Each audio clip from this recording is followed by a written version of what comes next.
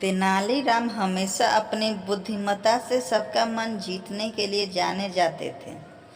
आए दिन राज्य पर आए किसी न किसी समस्या को सुलझाने के लिए वे अपना दिमाग लगाया करते थे।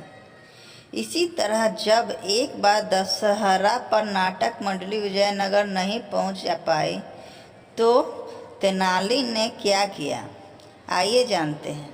काशी की एक नाटक मंडली हमेशा दशहरे से पहले विजयनगर आया करती थी। यह नाटक मंडली विजयनगर में रामलीला किया करती थी और नगर वासियों का मनोरंजन किया करती थी। यह एक तरह से विजयनगर की संस्कृति थी और ऐसा हर साल हुआ करता था। लेकिन एक साल ऐसा आया जब काशी नाटक मंडली के कई सदस्य बीमार पड़ गए और उन्होंने कह दिया कि वह विजयनगर नहीं आ पाएंगे। यह सुनकर महाराज कृष्णदेव राय और सारी प्रजा बहुत उदास हो गई। दशहरे को अब सिर्फ कुछ ही दिन बाकी थे और ऐसे में किसी और नाटक मंडली को बुलाकर रामलीला का आयोजन करवाना बहुत मुश्किल था। दरबार के मंत्री और राजगुरु ने आसपास के गांव की नाटक मंडली को बुलाने की कोशिश की, लेकिन किसी का भी आ पाना बहुत मुश्किल था। सबको निराश देख तेनाली ने कहा, मैं एक नाटक मंडली को जानता हूँ। मुझे यकीन है कि वो विजयनगर में रामलीला करने के लिए जरूर तैयार हो जाएंगे। तेनाली की यह बात सुनकर सब खुश हो गए। इसके साथ ही राजा ने तेनाली को मंडली बुलाने की जिम्मेदारी सौंप दी और तेनाली ने भी रामलीला की तैयारी करना शुरू कर दी। विजयनगर को नवरात्रा के लिए सजाया गया और रामलीला मैदान की साफ सफाई करवा कर वहाँ बड़ा सा मंच बनवाया गया। उसी के साथ मैदान पर बड़ा सा मेला भी लगवाया गया।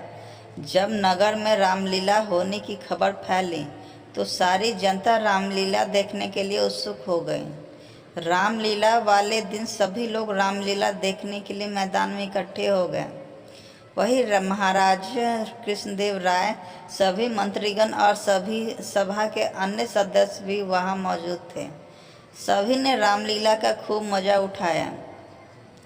जब नाटक खत्म हो गया तो सभी ने उसकी बहुत तारीफ की।